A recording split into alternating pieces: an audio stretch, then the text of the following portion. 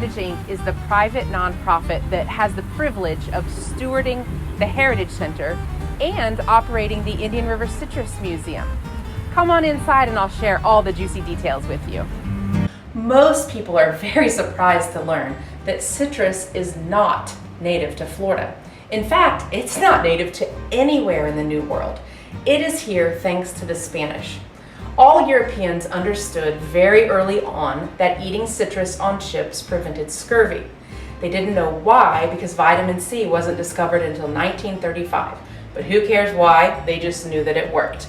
So there was a Spanish law requiring each sailor bring 100 citrus seeds with them to the New World. Upon landing on the shore, they would literally just take those seeds and broadcast them around, go on about their business of exploring, and 6 to 8 years later, when it was time to return to Spain, those seeds would have turned into trees that they could harvest the fruit from. And that provided means to stay healthy on the return trip home. Now, if you look very closely at the seeds, you'll see how they're very flat on one side. That is indicative of the sour varieties of oranges. The Spanish brought the sour for many reasons.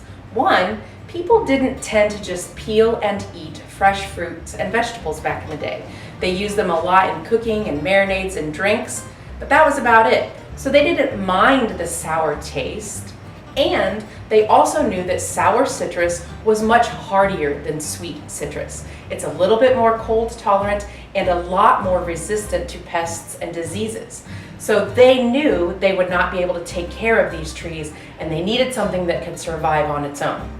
Well, when Spain finally decided they weren't so interested in owning Florida after all, they left behind a legacy of horses, cattle, pigs, and sour citrus. And that became the base for our modern economy in Florida.